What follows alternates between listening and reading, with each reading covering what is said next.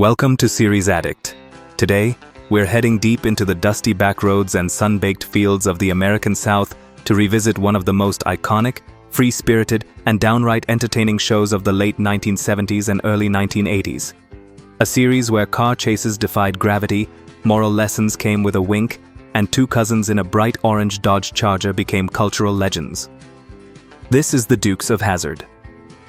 The show premiered in 1979 and instantly captured audiences with its blend of comedy, action, and small-town charm. At a time when American television was filled with police procedurals, family sitcoms, and variety shows, the Dukes of Hazzard offered something different. A wild, over-the-top adventure where the good guys were outlaws for the right reasons, the villains were corrupt but amusing, and justice always seemed to balance itself out in the end. It was a series that delivered adrenaline without cynicism, excitement without cruelty, and humor without malice. Set in the fictional Hazzard County, Georgia, the show centered on Bo and Luke Duke, two cousins on probation who spent their days trying to stay out of trouble, but somehow always ended up in the middle of it. Their main mode of transportation, and ultimately their symbol, was the General Lee, a 1969 Dodge Charger painted bright orange, complete with the number 01 on the doors, and one of the most recognizable engine roars in TV history. Every time the General Lee floored the gas pedal, audiences knew something fun was about to happen. The chemistry between the characters was one of the show's strongest foundations. Bo Duke, played by John Schneider, brought reckless enthusiasm and charm. Luke Duke, portrayed by Tom Wopat, counterbalanced him with strategic thinking and a calm voice of reason. Together, they formed a duo that felt like family even to the audience. Their dynamic was pure lightning in a bottle, young, spirited, and guided by a moral compass that always pointed toward helping the innocent and outsmarting the corrupt. And then there was Daisy Duke. Catherine Bach turned the character into an instant cultural icon. Her charm, kindness, and fierce independence made her far more than just the show's pretty face. She was a vital part of the Duke family's operations and often played a key role in saving the day. The cut-off denim shorts that eventually became known as Daisy Dukes were only a fraction of her influence. What truly defined her was her intelligence and bravery. While the Duke family represented heart and loyalty, the show's antagonists were equally memorable. Boss Hogg, played with perfect comedic villainy by Sorrel Book, embodied corruption, greedy, scheming, and constantly plotting against the Dukes. Yet he was portrayed with such exaggerated humor that viewers couldn't help but enjoy his presence. Sheriff Roscoe P. Coltrane, with his outrageous laugh and bumbling attempts at law enforcement, became another fan favorite. His chases were more slapstick than serious, turning every pursuit into a comedic set piece. But what truly set the Dukes of Hazzard apart was its tone. Despite the car crashes, explosions, and wild stunts, the series never felt dark or heavy. Instead, it was filled with warmth, rooted in the idea that even in a world of crooked officials and constant challenges, good people could still make a difference. The show felt like a reminder of simpler times, where community mattered, family meant everything, and justice didn't always require a badge. The production itself was a spectacle. The General Lee jumps became legendary, with dozens of cars used throughout the show's run. The stunts weren't created with CGI, they were real, risky, and executed by talented stunt teams who pushed the limits of what television could deliver at the time. Every airborne leap of the General Lee added to the show's mythos, turning an ordinary car into a piece of TV history. As the series gained popularity, it became clear that the Dukes of Hazzard wasn't just entertainment, it was a cultural event. Kids imitated the characters, toy companies sold out of General Lee replicas, and the show's theme song by Waylon Jennings became its own hit. The series captured the spirit of rural America in a way few shows had before, mixing humor, heart, and high-speed action into one irresistible package.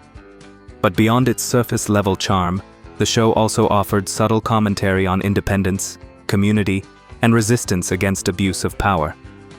The Dukes never sought wealth or fame, they simply wanted to live free, help their neighbors, and avoid falling victim to Hogg's endless schemes. Each episode emphasized unity, loyalty, and doing the right thing even when the odds were stacked against you. As we look back at the Dukes of Hazzard, its legacy becomes even clearer. It was a show that didn't pretend to be something it wasn't. It embraced fun, celebrated its own silliness, and invited audiences to laugh and escape for an hour each week. Its charm wasn't manufactured. It came from genuine performances, memorable characters, and a world that felt both exaggerated and familiar. As the Dukes of Hazzard continued through the early 1980s, its popularity soared to levels few expected. What began as a light-hearted action comedy quickly evolved into a cultural juggernaut capable of pulling in tens of millions of viewers every week. Families gathered around their televisions on Friday nights, kids reenacted scenes in their backyards, and the General Lee became one of the most recognizable vehicles on Earth. Yet behind the scenes, the show was undergoing challenges that would reshape its direction and test its longevity. By the fourth season, tensions between cast members and the studio had escalated. John Schneider and Tom Wopat, the actors behind Bo and Luke Duke, were embroiled in disputes over merchandising royalties. The popularity of the show had created a massive market for toys, lunchboxes, model cars, posters, and practically anything with the Duke family or the General Lee on it. However, Schneider and Wopat felt they weren't being fairly compensated for the commercial success their characters helped generate. The disagreement eventually became so heated that both actors left the series temporarily during the fifth season. Their departure shocked fans, and the studio quickly scrambled to keep the show alive.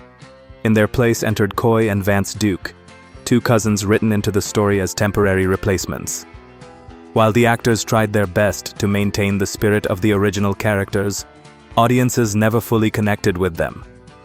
The chemistry that Schneider and Wopat brought to the screen was simply irreplaceable. Ratings dipped, fan letters poured in, and it didn't take long for the studio to bring Bo and Luke back into the fold. When Schneider and Wopat returned, the show regained its footing, but something had shifted. The magic was still there, but the momentum had slowed. After years of ambitious stunts, expensive car jumps, and a grueling production schedule, the show's formula began to feel repetitive to some viewers.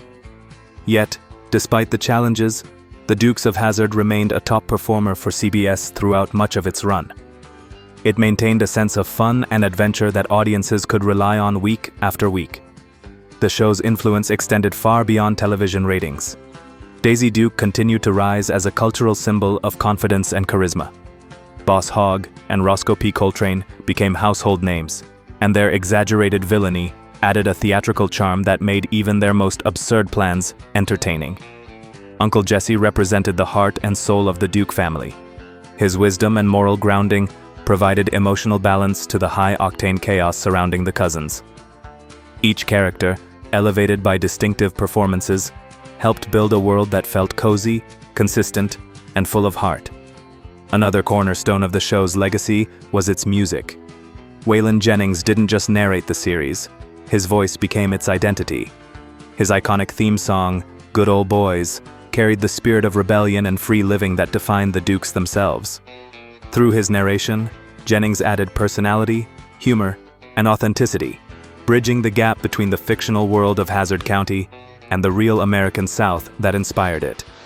But as the 1980s progressed, television began to evolve.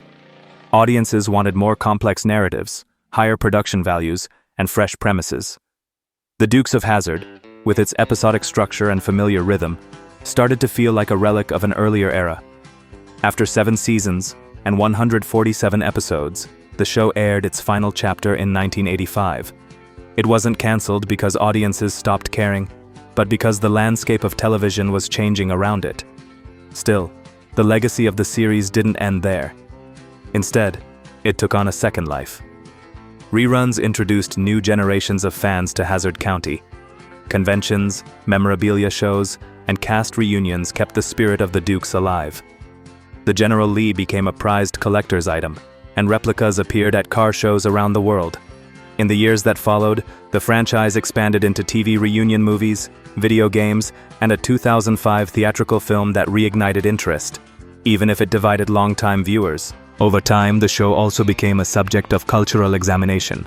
Debates arose regarding certain elements of the series, especially imagery tied to Southern history. While these discussions have influenced how the show is viewed in modern contexts, the heart of the series remains rooted in values that transcend time: loyalty, community, courage, and standing up against corruption.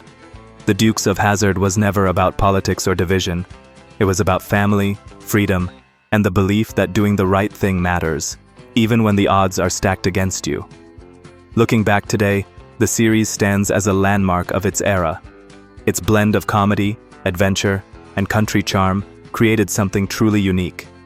Few shows managed to strike the balance between wholesome entertainment and high-energy action the way the Dukes of Hazzard did.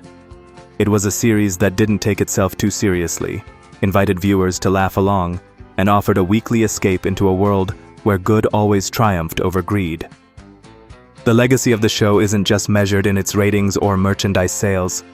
It lives on through the memories of fans who grew up watching it, the collectors who preserve pieces of its history, and the younger audiences discovering it through reruns and streaming platforms.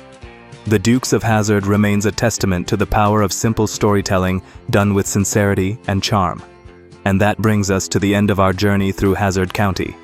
From tire-squealing chases and outrageous stunts to heartwarming moments with the Duke family, this series left a mark on pop culture that still echoes today. Thank you for riding along with us. Thank you for watching Series Addict. And if you enjoyed this video, don't forget to like, subscribe, and turn on notifications so you never miss a deep dive into the stories behind your favorite shows.